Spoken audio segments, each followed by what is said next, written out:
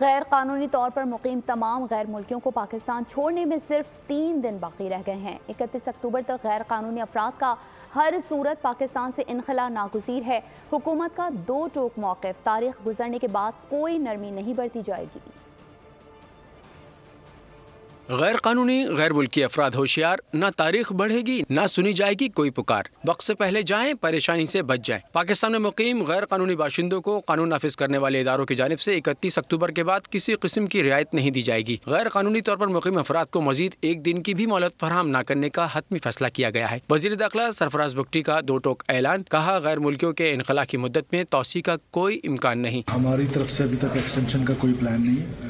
ہم جو 2 دن رہ گئے ہیں ہم اس میں کوشش کر رہے ہیں کہ ہم نے اپنی جیو فینسنگ، جیو میپنگ ہر چیز کر لی ہے، اپنی تیاری کر لی ہے، اور ہم ریپیٹریٹ کریں گے ان انلیگل فارڈرز کو جو ہمارے ملک میں انلیگلی رہے۔ نگراں وزیر اعلیٰ پنجاب محسن نقوی نے بھی واضح کر دیا، کہا غیر قانونی طور پر رہنے والوں کو واپس بھیجنے کا اہتمام کر لیا ہے۔ 1 نومبر سے آپریشن شروع ہو جائے گا، 31 اکتوبر ان کے لیے آخری ڈیڈ لائن ہے۔ جو چھوڑ جائے گا، ادروائز ہم ان نے پوری اپنی ارینجمنٹ کر لی ہے اور اس میں کوئی معافی نہیں ہے۔ نگراں صوبائی وزیر اطلاعات جان اجگزئی کی کوئٹہ میں پریس کانفرنس، کہا پاکستان سے تمام 13 لاکھ غیر ملکیوں کو نکالا جائے گا، پوری قوت سے اپنے فیصلے پر عمل درآمد کروائیں گے۔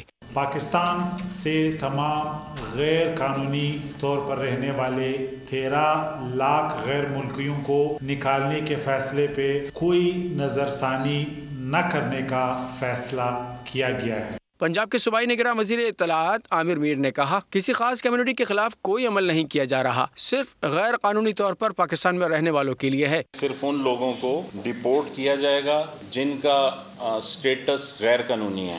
اس عمل میں کسی خاص کمیونٹی کے خلاف کوئی ایکشن نہیں لیا جا رہا، یہ یکساں طور پر تمام غیر قانونی طور پر رہائش پذیر غیر ملکیوں کے خلاف ایکشن جو ہے وہ جاری ہے۔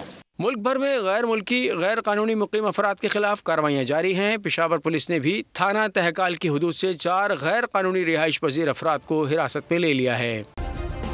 سبسکرائب کریں اور بیل دبائیں تاکہ کوئی خبر رہ نہ جائے۔